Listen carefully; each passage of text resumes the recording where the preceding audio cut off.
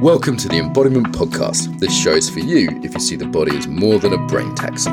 It's for people interested in coming home to the body as a holistic aspect of who we are and how we live.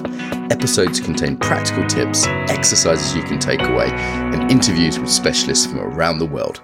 I'm your host for today, Mark Walsh.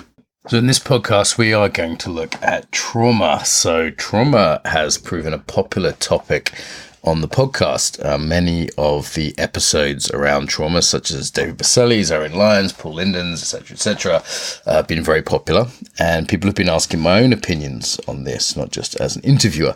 Particularly recently, I posted a Facebook post saying, here's the things I've found useful in my own trauma recovery. And people said, hey, can you go into a bit more detail about that on a podcast or a video?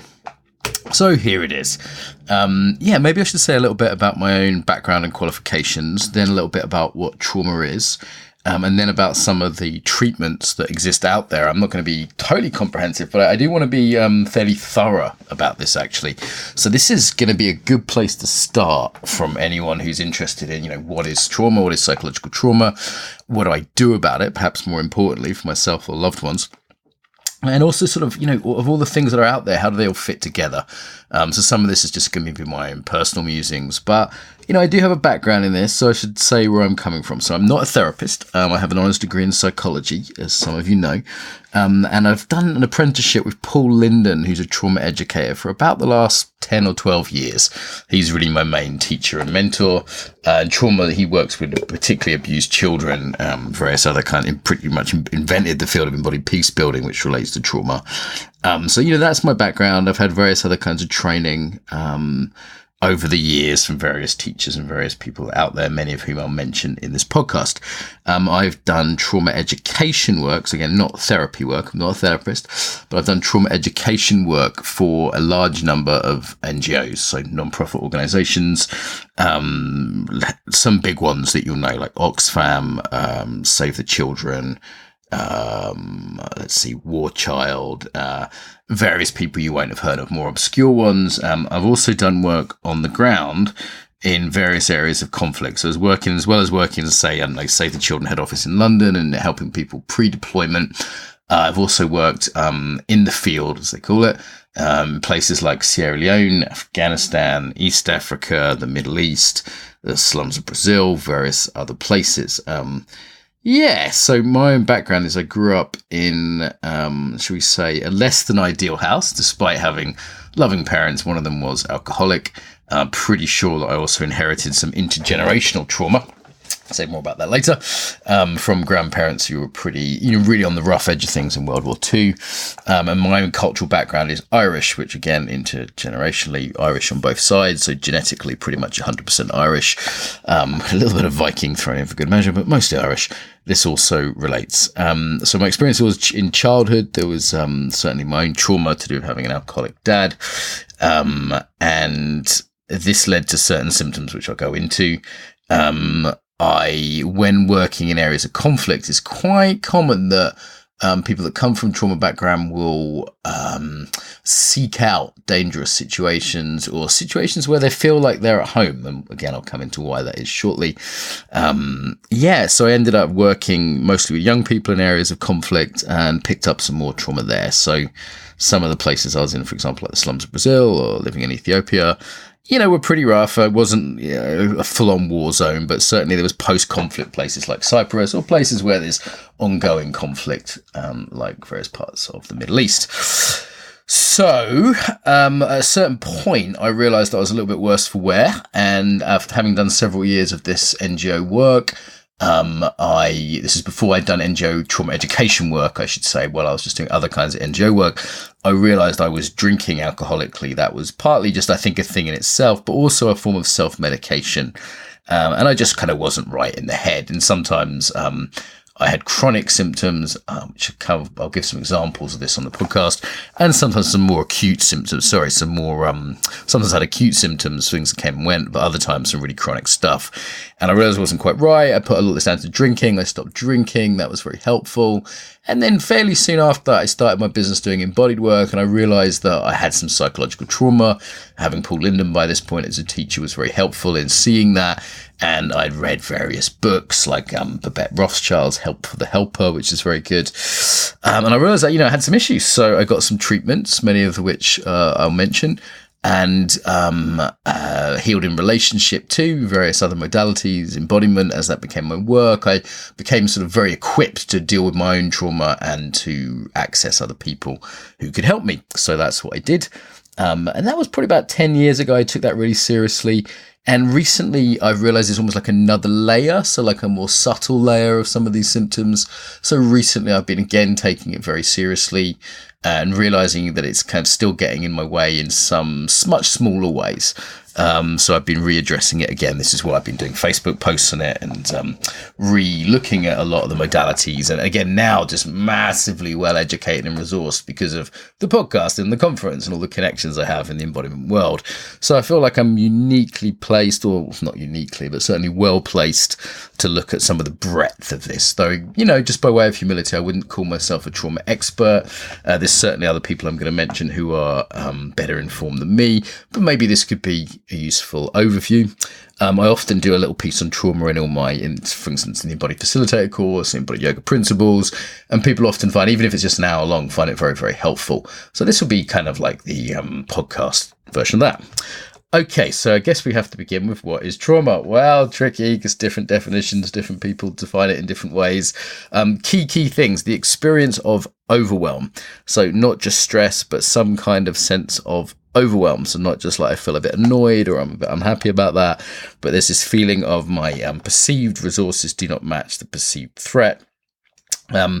Different ways to look at it. One way to look at it, it's very simple and I rather like, is it's about getting stuck in the fight, flight, freeze response. So this response maybe, I'm sure is familiar to all of us. We have some kind of a stressor, something happens, maybe there's a bang, maybe there's a work phone call or a dirty look, whatever it is in life, and maybe our heart starts racing, we get a dry mouth, our shoulders become tense, our breathing rate changes, we might get butterflies in our stomach because our blood's moved to our muscles from our digestion.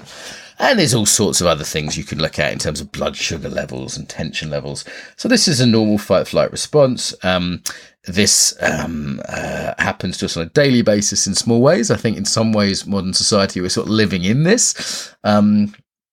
What's critical, though, is that if you have a relatively healthy life and a relatively healthy person and nervous system, it spikes up and then it goes down again. We regulate ourselves and we co-regulate. This is important. We socially co-regulate with others. So that would be sort of, something happens to us. We get a bit of a shock and then we calm down again. So with trauma, this is an overwhelming sense of this and we don't come down from that. So you may have heard of things like post-traumatic stress disorder or generalized anxiety disorder. So these are clusters of various symptoms which could be associated with trauma. So what that means is instead of just having this, something difficult happens to us, we can have an acute response.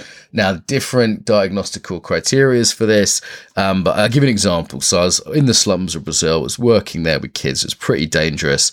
And I developed some acute symptoms of hyperarousal symptoms.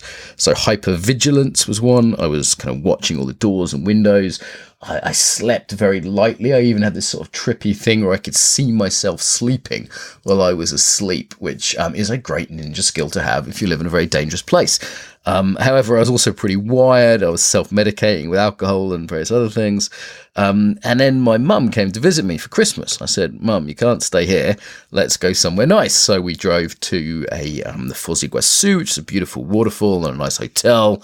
And we're in this hotel and, I'm watching all the doors and windows. I'm sort of scanning all the waiters and, I'm kind of on edge. And my mum, who obviously knows me pretty well, says, Mark, you don't seem like yourself. She can tell something's up, and she maybe didn't have this language of hyperarousal, but she could see that I was wired, I think is how she put it. And, I wasn't sleeping properly. Interesting, after a few days in this safe environment with someone, I associated positively, I came down from this. I slept for about 12 hours. And then, after that, the rest of the holiday, I was more myself, as she said. Similarly, one time I had a car accident. I felt like I had about 10 espressos. I couldn't sleep for a couple of days. It was sort of fun, actually. Hyperarousal can be fun, though usually isn't. It can be about being quick to anger. When I was in Afghanistan, an old man said to me that everyone was very quick to anger these days. Inability to concentrate. I noticed in my meditation, for example, when I came back from these places and tried to meditate, I just couldn't sit still and meditate. And the meditation is like, what's wrong with you? I just couldn't do it. Children may show problems attending in school. Many people say ADHD is just hyperarousal. I think that depends, but it certainly can be involved. So anyway, after the car accident, for example, a few days later, I crashed out, came down from that. That's an acute trauma symptom. We wouldn't call that like post-traumatic stress disorder or something like that if it just had that cycle. Key thing here is many people recover or bounce back completely of their own accord without therapy. So if something bad happens to you, that may happen. There's certain things you can do that can certainly help that. That recovery from acute trauma symptoms. So fight or flight is kind of returning to normal. So let's talk also about numbing. So this is another set of symptoms you'll get along with hyperarousal. Numbing can think of as, in terms of an embodiment way, it's the body becomes tense, these armoring bands. So it might be the veteran with the 1,000-yard stare where the eyes are tight, or the cultural armoring of East Europeans that have this very tight chest or belly in some people the sexual organs, so it interferes with their sex life. But it's a numbing, it's a non-feeling. And this can lead to problems with empathy. It can definitely lead to problems with social engagement, social connection. So there's this big connection between numbing, being able to feel ourselves, but also being able to feel others. This is where the embodied peace building work comes in, or interrupting the vicious cycle of trauma and abuse that can happen. Basically, hurt people are more able to hurt people. It doesn't mean they will, just to be clear. There's many people who have been abused who do not go on to abuse. However, the percentage of people who abuse, who have been abused themselves, is sky high. So this idea that when we're hurt, when we've been hurt, we numb ourselves. And you can think of this like the hyperarousal, like as a fairly good strategy, perhaps at the time. If you can't get away from something, let's say you're a kid who's being abused, then this numbing can be a great way to cope with that. It's the body's wisdom working there. However, later on, that might not be so helpful. I've talked to soldiers. I've worked with soldiers in various countries like Ukraine, for example. They're like, I can't connect to my kids. I can't enjoy playing with my kids. I can't enjoy normal relationships with my wife. A lot of them used to tell me. And that's because that social engagement system is incompatible with that fight-flight system. This is one reason we can heal in relationships. Again, they're not compatible, just neurological systems. But it's another reason that can get knocked out. So that once that fight-flight system's engaged, we lose three main capacities, put very, very simply. One, we get a bit stupid. So we do things that aren't so smart. We can't think so well, which is why it can be a problem for, say, kids in education, for example. The second one is we lose our creativity. We go back to the most primitive, the most, animal brain kind of wired ways of doing things. This one model, this is a bit out of date, but still helpful sometimes. The triune brain, the idea the reptilian brain is kind of taking over, or the mammalian brain, certainly not the neocortical higher brain functions. And all the other one is we get mean. So we lose some of that ability to empathize, to connect, to pro-social behaviors. The numbing symptoms we see in terms of emotional numbing. I remember one time I came back somewhere in Africa, I think, and I just had very flat affect. I had almost no emotions for a few days, and I just didn't want to talk to anyone. I didn't want to connect with anyone. That's the disruption to social engagement. And, most importantly here with the numbing is it's our sense of safety is undermined. So, there's a sense of the world is a dangerous place that can lead to the hyperarousal, and recreating some sense of safety through numbing the body. Again, of course, unconsciously, and showing up in the armoring bands, the chronic tension in the body, which can also lead to all kinds of chronic health problems. So a lot of the health problems people had, and some of them, might be things like bad backs, linked to the psoas firing, for example, one of the muscles associated with this fight or flight. Digestion issues because the blood's not going properly to digestion, and just issues of chronic fatigue. So many issues out there, pretty much everything, issues that might make us more likely to get heart attacks. So many chronic issues that are out there can stem from this. Sometimes these are sort of psychosomatic, like rashes or whatever. Other times they're really serious. I once spent quite a lot of time in Israel, And I once spoke to a Holocaust survivor. I said, and this, Holocaust survivor, there were a couple old people, and I said, oh, you seem in relatively good mood, and I noticed those tattoos on your arm, and it's clear you've lived through some hard stuff, because Holocaust survivors had numbers tattooed on them, so I knew they'd been through that. And they said, yeah, all our friends who didn't learn to smile and laugh, who didn't learn to forgive, actually, is what they said, all died of cancer. That's what they told me. I was like, wow, okay, that's pretty serious, So these psychosomatic illnesses could be small things, just like lowered immune functioning. Obviously, the immune system's not so prioritized in our, think about our evolutionary past. If a lion or a tiger is chasing us, we just need to get away. We need the muscles in the big muscles for running, for kicking, for fighting. And things like, the higher brain functions, social functions, you're not going to sit there and reason with the lion. You're not going to be nice to the lion and try and win it over.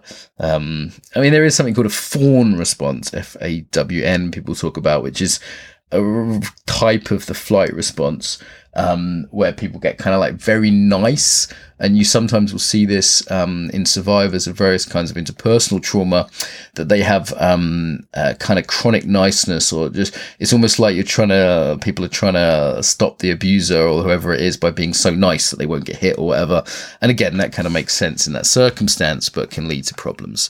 Generally, Claire Myatt, one of my friends and colleagues, says, trauma is toxic to relationships. That's a good way to think about it. There's a number of reasons for that. One is intimacy, one is sexuality, one is just boundaries. Traumatized people may well have problems with boundaries, either over or under defending them. Again, they're living in this historical past. Another way of looking at trauma is actually almost like a memory disorder, that it's through the hippocampus, I believe. The memory, as things happen to us, normally they get put into the past. So they get put into a part of the brain and we go, okay, that's the past, it's not now. Whereas with trauma, there's this sense of the nowness of it.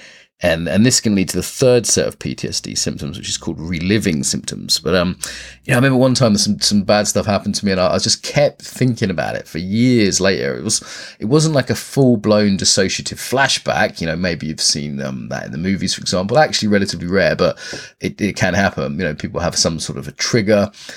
By the way, this language is getting far overused. So a trigger in trauma sense is something which is closely associated with trauma itself and brings people back into a traumatic response. It's not simply something you don't bloody like. So a trigger in that sense might be, a car backfires and a soldier thinks it's a shot being fired, for example. And on some level, they go back into that response. What I would say is, often we're historical in our responses. So maybe we just had, someone looks like an old boss or an old boyfriend or our dad. See this all the time in training. People are responding historically and responding out of proportion to the situation, to the threat. So that can look like this over defense of boundaries, like screaming at someone or being paranoid that someone's insulting us when they might just be, very mild. This overreaction. And the other one is under boundaried. So when I used to work with kids, if I say tapped a kid on the shoulder, if they did nothing, if they were just sort of limp and didn't move, then I would worry about their home life. Equally, if they would startle and jump out of their skin at a little tap on the shoulder, again, I might say, hey, something's going on here. There's a degree of either hyperarousal or numbing, and this leads to these bad boundaries. It can lead to people overstepping other boundaries too, and this might be something as serious as abuse or... often I notice when I'm in Israel, people just aren't very considerate. And it's interesting, Israelis have quite a reputation for this, traveling. Russians too, sometimes, actually, another very traumatized culture.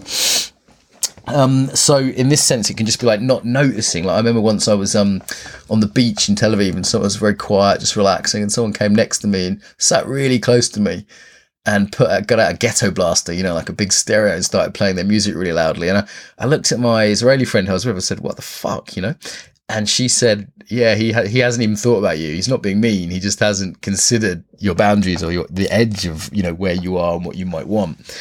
So it can lead to some pretty antisocial behavior trauma. And again, I don't want to get into victim blaming here, but it's certainly the case that when you're dealing with traumatized people who, may overreact, or, one of the ones I've been looking at is my tendency to get defensive, for example. And I've gone, okay, I've done a lot of work on trauma, but I've still got that defensiveness, particularly around certain things. So that's worth looking at. And with somebody else, it might be the opposite, this being yes or saying nice or smiling all the time. We could also talk about freeze responses. So there's a couple of levels of that. There's the initial, there's some sort of shock. There's if there's a loud noise, say there'd be a stop and a kind of orientating look around. But a more chronic immobility, chronic freezing is when someone's really entered this sort of learned helplessness. It may be like a flop stage first, where the kind of all the powers come out of the body. And this freezing response, Stephen Porges, Porges, big name in this field, looking at vagus nerve. Again, this has this evolutionary root. So if you imagine a gazelle gets caught by the tiger, you'll see this with mice and birds and cats as well. If the prey animal stops moving, it actually takes out a lot of the urge of the predator to keep attacking. So it has a chance of sort of surviving or sneaking off. Yeah. If nothing else, there's often a numbing. Human beings who have been attacked by big cats, have said they felt almost like an endorphin high. There's a way that you just kind of get an endorphin high from this, and having done a lot of martial arts, getting choked out can be like this as well. There's a sort of a flopping and a giving up, and then kind of a high that comes with it, which is it's one reason in BDSM processes people can get a bit addicted to that. Anyway, so this sort of chronic freezing, of course, again can cause health problems. So that's the most sort of severe numbing symptom, which is the not the ventral vagal nerve, that's the one associated with the more social system, but the other vagus nerve, whose name I've handily forgotten. Okay, so where did I get to? Trauma symptoms. Yeah, so these can crop up on an individual level, but they can also be passed on culturally. So we should always look at trauma within its cultural context. So I was just reading David Trevelyan's excellent book on trauma-sensitive mindfulness. And, he's talking about, say, like racism and systems of inequality, and how the background we're coming from, the social systems we're in, impacts us. Like I was in the United States, and it's like, hang on a minute, everyone here has guns, a lot of people do, and there's no healthcare. And the prison system's absolutely diabolical. It's like, wow, that's quite a different situation to be in than, say, if I'm chilling in Sweden or Amsterdam or something, right? So the social situation we're in and the background we have both personally, but also in terms of our past generations. I was doing therapy once, and my therapist kind of said, "Oh, you got a bit kind of Irish rebel about that."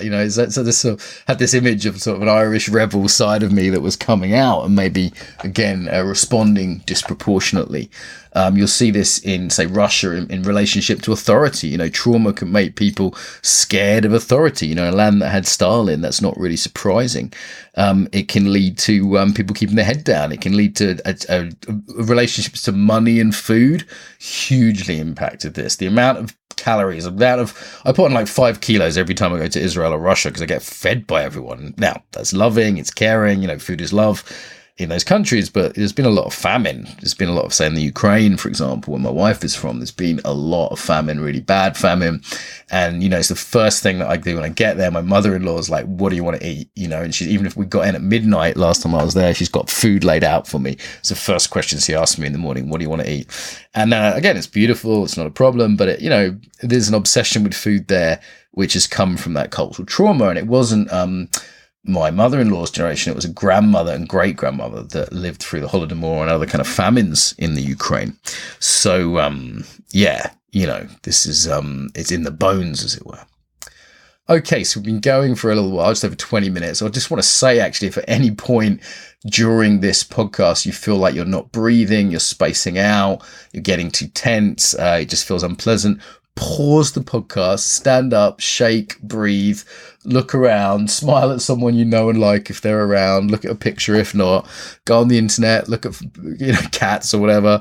As I said, breathe, move, feel your body. If you find yourself dissociating, another trauma symptom, classic trauma symptoms, a form of numbing. If you find yourself dissociating, spacing out, or going into that fight-flight response, if your breathing isn't fluid and relaxed, then take a break from this. I'm going to give a lot of examples, and guaranteed you'll be relating it, whether you want to or not, in your own head to your own experience. So take it easy with this one, guys. This is information, but take care of yourself during it. I like to feel my feet on the ground, feel myself in the chair, or standing. It's like, I'm here, I'm solid, I'm breathing, and I'm moving. I'm not letting myself get into that little freeze response. I'm allowing myself to keep moving and socially engaging at all if you can. I drink my decaf coffee. As someone with hyperarousal symptoms, it's nearly always decaf that I drink. Okay, so I mentioned people that are spacing out, the dissociation, that can be extreme. People just not being there. There's a sort of gone away look you sometimes see with people in war zones, for example, or traumatized kids. And it could just be a slight disembodiment. And I think nearly all of us have this. Trauma, though, it usually is classified in the DSM, the Diagnostical Statistical Manual, as being triggered by incidents that are threat to life, limb, or integrity of self, like rape would be the latter example, for example. That definition, I think people are questioning that now. So it's this sort of tension in trauma work. On the one hand, we want to honour that someone that's been, gang raped is not the same as someone that's maybe their football team got demoted, for example. But if we look at things in terms of just nervous system health, this is one thing that Irene Lyon talks about a lot, which I really like. We can just look at it in terms of nervous system health and how people regulate and have become dysregulated. So a lot of the behaviors I see in myself and others are to do with regulation, right? Like we reach out to friends, maybe we listen to music we like, maybe we drink too much, maybe we have to have coffee. Maybe people I definitely saw a lot of in refugee camps and aid camps that I worked in. I saw a lot of humanitarian aid workers use sex as a sort of way of regulating, and they can become sex addictions. Sugar addictions, addiction and trauma often go together because it's like if someone's dysregulated, if someone's in this chronic fight flight response or more readily kicked into it, think of it in terms of, for some people, it's like being more easily shocked into it. So it takes less to get them in that fight flight response. This is sometimes referred to as a window of tolerance. So the sort of lower bar means, the window of tolerance is this. So I think I best explain this. So it might take more stimulus to get through the numbing, but then there's just a little window before someone is into overwhelm, hyperarousal. So a lot of trauma work opens that up. So it both sensitizes people, but simultaneously helps them become better at self-regulation, and better at doing that internally or through healthier means. So someone called addiction. So the addiction was trying to fix an internal problem with an external solution. I rather like that definition. Addiction. Another one is addiction is where you do the thing you don't want to do that's against your values, but you do it anyway. And why do you do it anyway? Because you need to self-regulate. People need to regulate themselves, so they'll find ways to do that. And if they haven't got healthy ways, they will find unhealthy ways. One of the reasons I've enjoyed things like fasting, at the moment I'm doing a celibacy period, is to look at how I use food or sex, or, maybe you give up alcohol. Personally, I had to completely give up alcohol. I think I was probably genetically predisposed to that just as well. But looking at how we self-regulate, seeing things in terms of nervous system health, like how is the general charge of the nervous system, how easily can you regulate? And when we look at some of the cures or treatments or ways of handling trauma, we'll come back to this. Okay, so I was talking about cultural trauma, wasn't I? This idea that we can have cultural trauma or cultural tendencies. Equally, if everyone around us, if their nervous system's just fired up, I mean, we're social animals, that's what we do, right? Like, I often see this with kids. If their parents are arguing, the kids often got issues at school or, ADHD or whatever, because they're getting fired up by the parents being fired up. What this is like. If you're on a train, you sit next to an angry person, you can feel it, and we might call it energy, we might call it mirror neuron enhanced empathy or whatever. But it's the way in which we catch moods. Embodiment teachers, this is core stuff for us.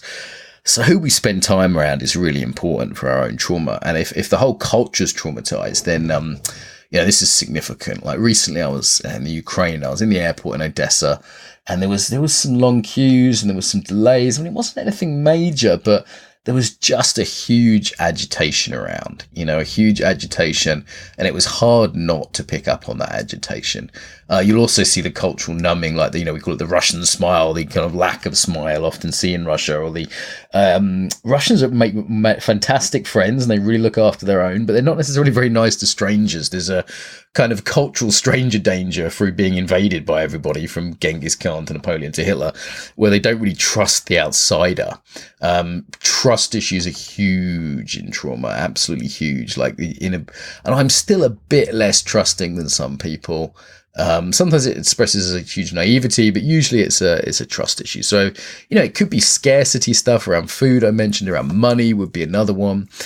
Boundary issues I mentioned, difficulty empathizing, difficulty connecting. So the social consequences and potentially the ethical consequences of this are huge.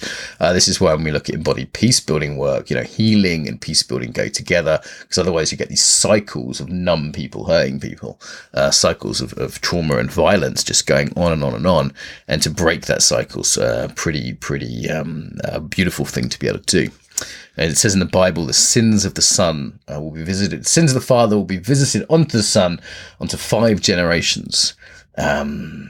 This idea that trauma passes down through us. And if I think of my grandfather in a World War II bomber, or my other grandfather in the sort of bowels of a ship, or my grandmother in the Blitz as a nurse getting bombed, the idea that doesn't impact us is, I think, ridiculous. And actually, modern epigenetics shows that stressors are laid down. Stress does impact us.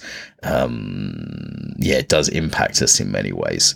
So, what have I not talked about so much? Sex. I've talked about how numbing can get in the way of that, how people can use sex to self-regulate. What else? Sometimes you'll see kinks that come through kind of abuse or wanting to have that excitement and danger again. When I'd worked in war zones a little bit, coming back to normal life in England seemed really dull. And this is where trauma can get almost addictive. People will say, I'll never go back to Afghanistan, and they'll sign up for another tour of duty because normal life just seems like the volume's turned down. Again, it's a numbing symptom, and you're wanting that hyperarousal. I was wanting that excitement. I remember one time walking around Birmingham, just staring out all these big guys, hoping I'd get into a fight because I needed that stimulation. Also, trauma can really impact our sense of meaning. And this is where it can be very tricky. Where, a lot of people lost their faith in the Holocaust, for example, or, I've seen this in soldiers. There could be this sense of life becoming meaningless. Or a sense of being isolated, like the whole NAM veteran cliche of you wouldn't understand, you weren't there. I had that for a while, and I used to say, the only people I'd really want to be around were like emergency service personnel, people that understood life and death at the fast lane. And I'd be back home and my friends would be talking about their mortgages or what's on the TV or whatever. And I'd be left cold by that. So it can create this disconnection from life, even a kind of spiritual disconnection. So the important thing here is to look at trauma symptoms through biopsychosocial, spiritual kind of lens. So spiritually, it could be the sort of lack of meaning or the lack of faith. Psychologically, it's these things I've talked about, the race, everything from racing thoughts to, depression and anxiety. Obviously, anxiety is could become kind of long-term trauma symptom. It's just fear, basically, isn't it? Depression, again, with the numbing. The health issues on the physical level and the emotional and the interpersonal level are all impacted. Okay, so I think what we call trauma is really like a sort of related set of a lot of symptoms. I could go into much more detail about all these. I really recommend Irene Lyons on her stuff on this, nervous system health and just trauma generally. There's loads of good people out there, but she goes through some of the many, many things from, sleep disturbances to psychosomatic stuff. Okay, so if these are some of the potential trauma symptoms, is this a life sentence? Well, the first thing is just educating yourself about this, I think, can be really helpful. Seeing things. I remember a few days before my wedding in the Ukraine, I sat down with a group of soldiers that I've been asked to come in and talk to by my wife. And just in an hour, I went through some of this stuff that I've just talked through in the last half hour. And you can see a lot of them going, wow, I'm not crazy. There's actually real benefit in knowing that these are trauma symptoms, or knowing that, after a car crash, you might experience some hyperarousal. And maybe it isn't a good idea just to have a load of whiskey and try and, numb out, Maybe it's a better idea to move or to feel your body. These are certainly things I'd recommend from a resilience point of view. So first kind of, in a way, treatment is psychoeducation. And my own psychoeducation continues. Peter Levine, one of the huge names in this field. I read quite a few of his books. Winning is Healing. There's a little PDF you can get online from Paul Linden, one of my teachers. Bessel van der Kolk is another one. His The Body Keeps the Score has become an absolute classic in the field. And Babette Rothschild, another sort of famous trauma person. The funny thing is these trauma guys now are like rock stars. Some of them are hard to get hold of. Some of them, like David, are absolutely lovely. Others might be harder work. And, they've all got a brand. They've all got a thing they're working on. I think they all got into it for the right reasons, but there's definitely a dollar sign on trauma now. And, it's interesting that when I first looked at this stuff with my mentor, Paul, years ago, I say, Paul, most people aren't interested in this. It's a bit extreme. Now, I see it more and more as in life and just modern life generally. But B, it's just become much more popular, which is great. There's a sort of weird amnesia that happens. So in World War One, they called it shell shock. In World War Two, they call it combat fatigue. In Vietnam, they called it PTSD. But what happened is between each of those wars, which are sort of spread out by 20 years or whatever, there was an amnesia of forgetting, and the society would then forget it existed and then kind of rename it. And, now though, it seems like there is a, perhaps because America's been almost continuously at war for about 30 years, essentially now, there's a coming to terms of it. I think Israel has also been another interesting place, because Israel's been, again, almost continuously at war for a long time now, certainly since the 1940s. And still maintain modern infrastructure. So unlike someone like the Congo, there's universities and therapists, and I've got a lot of therapist friends out in Israel where I've done work with, and, seeing the things they've done. Okay, so treatment modalities. So again, I'm going to go through this from the point of view of my own personal story, and I'll add in a few that I've also heard have been good. So let's start with some of the classics. Can you talk your way out of trauma therapy? Probably not on its own. I'm in long-term relational therapy, and I think that can be very helpful. However, if we look at trauma has this strong somatic or body-based idea, the body keeps a score, as Basil said, you can't really talk your way out of that because it's at a nervous system level. And interestingly, this has brought the body back into therapy in a big way. So yes, talk therapy can be helpful, maybe not on its own. In the UK, there's something called NICE guidelines, the National Institute of Clinical Excellence, which recommends where the National Health Service spend its money. It talks about CBT, which has this sort of, it could be like reintroducing someone slowly to a traumatic symptom and a traumatic stimuli, and kind of learning to get over that through desensitization. I don't think it gets particularly good results. The evidence base shows that it doesn't.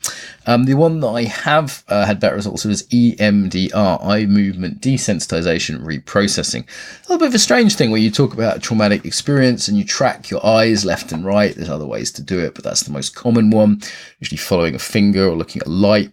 And this can seems to take the charge off. It has been in my experience. Certainly, I think this is very good for when there's been just like 2 or 3 instances. So there's a guy I know, Roger Mills, I respect and recommend. He would, for example, be brought in after a bank robbery where someone had a single instance and would help them deal with it. So EMDR, no one quite knows how it works. I think it's a bit of a mystery. It seems to be doing to brain hemispheres or something, some kind of reprocessing. But I've certainly had some success with that. I think it's more difficult in what's called complex PTSD, where there's been sort of multiple instances over time or through neglect or something like that. But EMDR, definitely worth a try, particularly if there was like 1 or 2 sort of serious and intense things out of nowhere that impacted you. There's also the tapping, the emotional freedom technique, EFT. I haven't had great results with that, though I know some people that really swear by it. I've got a colleague, Shoshana Garfield, that uses that amongst other things. Again, it seems to be a way that some people have for sort of taking this charge, this being fired up in the system that people have. And then trauma releasing exercises, TRE, by David Baselli. Had him on the podcast, probably the most popular episode of the podcast. Lovely guy. I've been doing this on and off about 10 years. I've been recently on a training course doing it. This is where we do certain physical exercises, and then what they call neurogenic tremors begin. So this is, they would regard it as sort of helping us shake out some of this. This could be done, put in sort of energetic terms, or it could be described just in terms of nervous system health. I personally find it very helpful. I'd say it's also, it can be taught to large numbers of people. It doesn't seem to be, I'd say this for any of these, it doesn't seem to be a fit for everyone.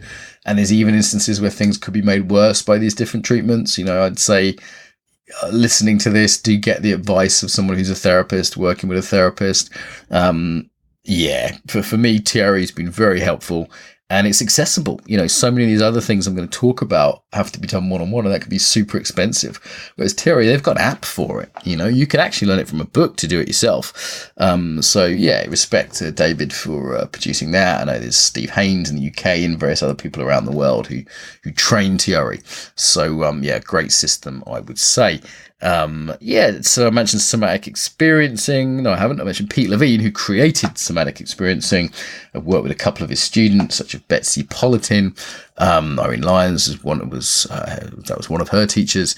As I said, he's a huge name in this field. The somatic experiencing therapy has this idea of titration, pretty complex.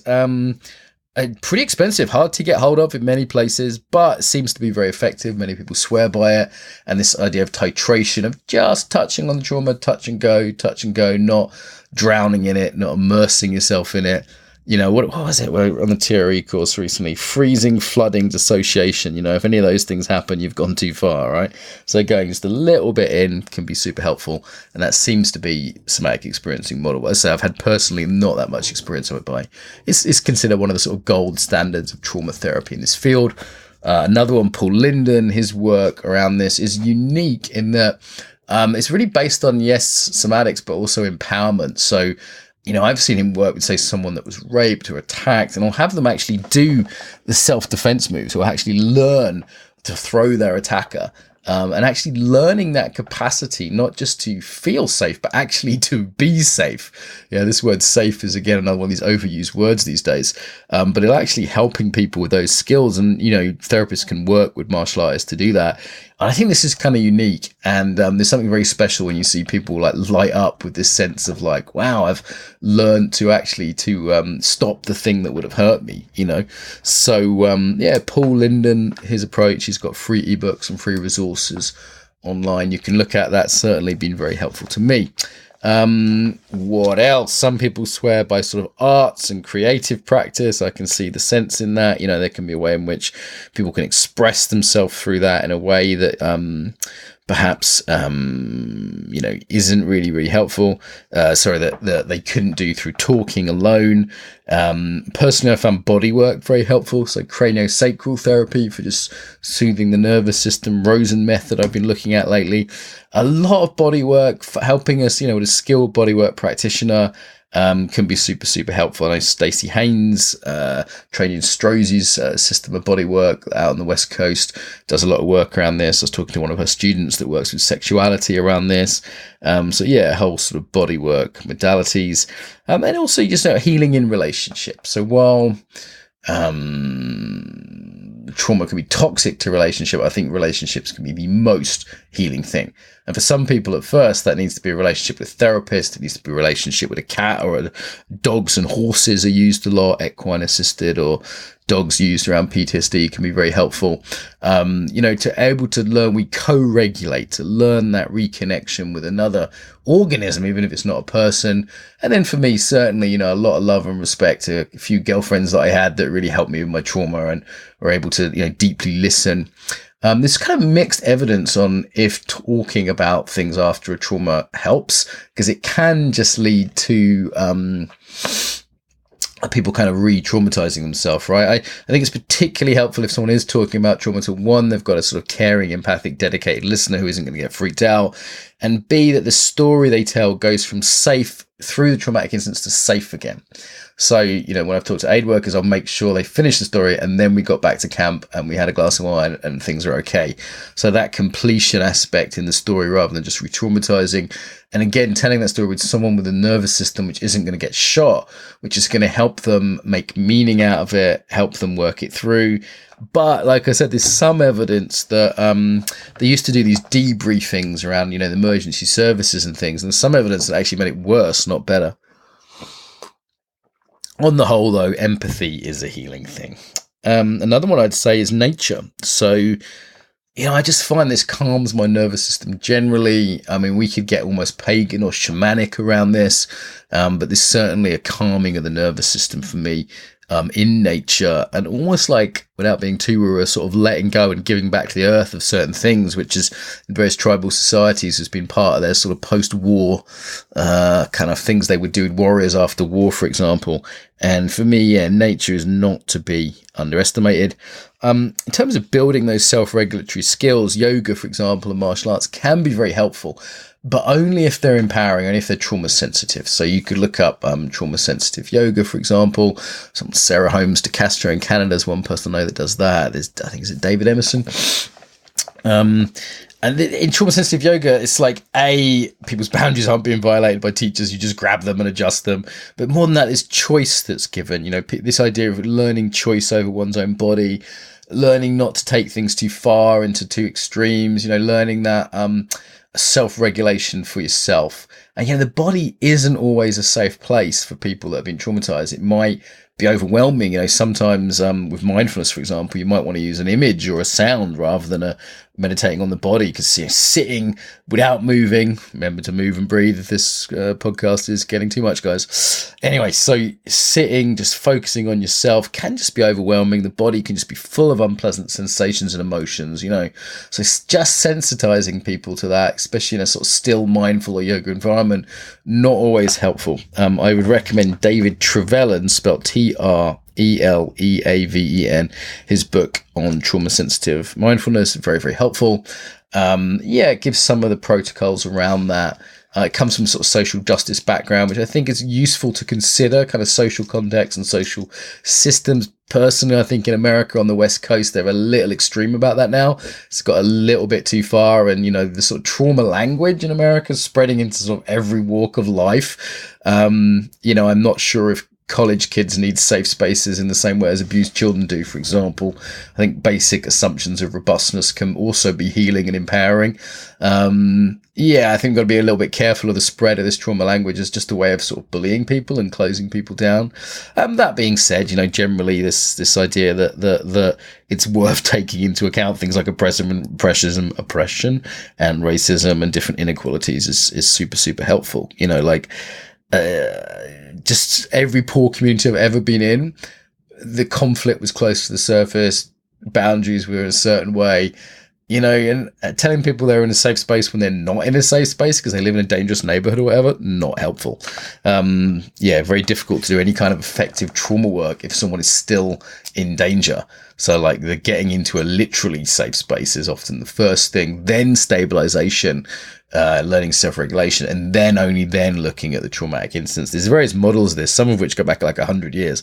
So, worth looking at. So yoga, meditation can be super helpful, but be careful with that. I've definitely seen people use yoga as a sort of addiction, you know, hyperarousal, the hot yoga, so many kinds of yoga, teachers who violate students who are vulnerable, people on meditation retreats who are used to regulating through talking and now they're on a silent retreat. That happened to me on my first silent retreat. I went a bit bananas, or used to getting touch and hugs, and then it's a no touch environment, or the opposite, being overwhelmed by touch. Yeah, there's so many ways they can go wrong. So making sure if you do go to a martial arts class that the teacher knows to be empowering. You know, definitely the number of trauma survivors in martial arts is absolutely huge. Paul Linden writes about this. There's so many people trying to get empowerment, and sometimes they just get like more and more wooden, more and more stiff as that trauma response gets more and more wired in. And the key is to start gently, the calibration principle, starting really gently, just working your way up and not drowning people, not overwhelming people. That's basic principle for any kind of trauma work, but particularly in martial arts, I've found. What else? 12-step for addiction work can be very helpful for trauma, but I'd say isn't a substitute for it. I've certainly got a lot from 12-step. I want to mention humor as well here. This might sound a ridiculous one, but humor there's two types of humor, towards and away from humor. So away from humor is where we're using humor to not feel as a way out of connection with self or other. However, there is a kind of humor, and I think, the Brits do pretty well at this, so the Australians, less so the Americans. That humor, the Jews do pretty well with this as well, actually. If you listen to the episode with Paul Linden and Shinzen Young, you'll hear some real trauma healing humor kind of stuff, pretty hardcore about the Holocaust. Listen to that one. But, humor can be, I think, a really good way of being empowered. If we can laugh at something, we have distance from it. It's not us. It's all about creating distance, and also being able to laugh at it empowers us, which is the key thing, because trauma is disempowering fundamentally. Hence overwhelm. Okay, so what have I not mentioned? Service work. Yeah, helping others with trauma can seem to be healing for a lot of people. That's certainly been part of my own journey, actually, is, when I did that own initial round of healing was then to bring this to other people. I haven't mentioned dancing. Love dancing, fire rhythms, ritual too. Like one of my rituals pre and post going to an area of conflict was to go to this 1,000-year-old church where we dance fire rhythms, which is a kind of conscious dance. And I do it before I went and after I went. Before, it was like a sort of a ritual prayer of departing, of safety. And in this church, there's hundreds of years of like military history. There's people that have been doing this, I reckon, there for a long time. And then when I come back, I'd shake off, I'd like dance off with the chaos of fire rhythms. This is one of the rhythms, it's like a shaking technique, kind of some of what I'd got caught in my body and I'd sort of shook off. I haven't really mentioned so much physiological stuff. I found CBD oil to be quite good in the evenings for sort of better sleep and coming down. I mean, some people do need to medicate, and I understand that.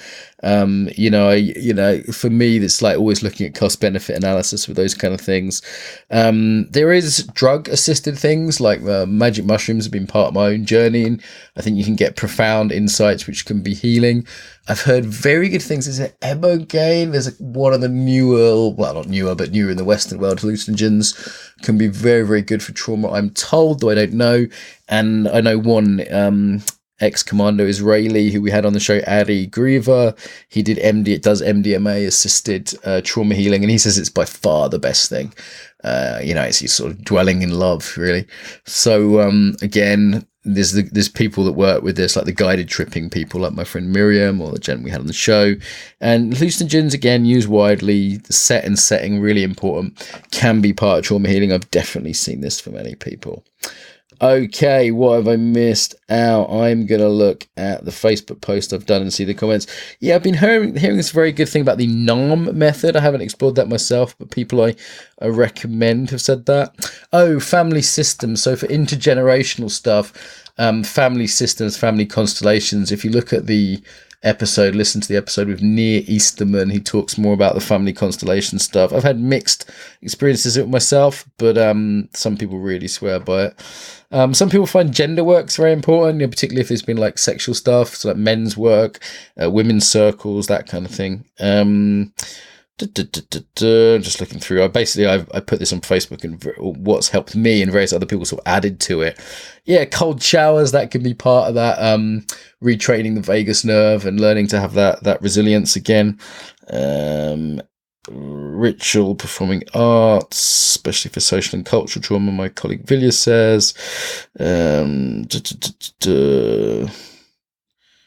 Yeah, so mostly people are just sort of supporting the methods I've said so far. Some saying ayahuasca. Yeah, some saying continuum movement, which one of the few embodied modalities I've yet to experience. There's not much of it in the UK, but I'm looking forward to trying that in Berlin.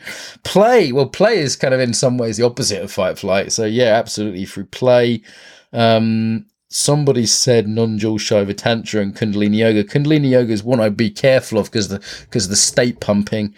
The non-dual stuff I don't know about so much, but I mean there is a way in which when I've had sort of deep state experiences in meditation retreat, it's like the part of you that's damaged you realize isn't you. Like the self is damaged, right? So the temptation here is spiritual bypassing, of course. However, I think there's something really beautiful in it being like I'm not my trauma, being able to really see that, being able to transcend that. And that's definitely experiences I've had. When you realize you're one with the universe and everything, then it doesn't the idea that you've been traumatized by this little thing that happened to you is not necessarily not so life-threatening. Okay, someone talk about Wim Hof Method. I've been I use that personally, but I'm a bit careful with it from a trauma point of view because it can sort of push the hyperarousal, the anxiety that some people talk about. Rachel Rickard's here. She's from Embodied Intimacy. She's talking about nervous system co-regulation. Healing happens when we're together. Yes, though without the merging thing necessarily, because you do get very badly bounded people with trauma, that codependency. Someone here's, I put intimacy heals, and someone has said, oh, that made me laugh. Obviously, they've had difficult experiences with trauma and intimacy, and that, certainly trauma can get in the way of intimacy. So, many of these things, it's about the dose, it's about the timing, it's about the setting or the teacher. One size really does not meet all. And someone that's had, complex PTSD from childhood may be different from someone that's just had like a one-shot kind of thing. I think increasingly the world's going to start looking at itself and, our politicians, our culture, in terms of co-regulation, in terms of, Gabor Mate, his work on this in regard to like poverty, and how, there's a case in Britain that's made that our leaders who often get sent to boarding school at young ages basically have attachment disorders, which is, related to trauma and all these kind of issues we're talking about. Attachment theory is well worth a look, actually, if you're interested in trauma. So, there's some things I recommend. There's also if you can't afford some of those therapies, there's ones like TRE that are cheaper. There's self-help books out there, actually. I'm just going to look at my shelf here and grab a few good ones to see if I can move the mic. Okay, I mentioned Help for the Helper. I mentioned Levine's work. He's got books out there, including some fairly sort of cheap ones that I think are pretty accessible. There's books on resilience out there. Body Remembers by Bevette Rothschild. Oh, Trauma in the Body, Pat Ogden. So her body of work is called Sensory Motor Psychotherapy. That comes out of Hakomi, which is another good trauma body work system that I've looked at. Body therapy, the Hakomi method from Ron Kurtz, really well worth a look. What else have we got? Book called Life After Trauma. This is another author, Trauma and Recovery, Judith Lewis Herman, kind of a classic name in the field. I think she's associated with kind of a feminist lens on trauma. I got a lot from this book. It's been pretty about time I reread it. When I was training NGOs, I was reading a lot of this. So, she's talking about revenge doesn't work. That's an interesting point. Oh, I'm going to get dragged into this book here if I'm not careful. I might read that later.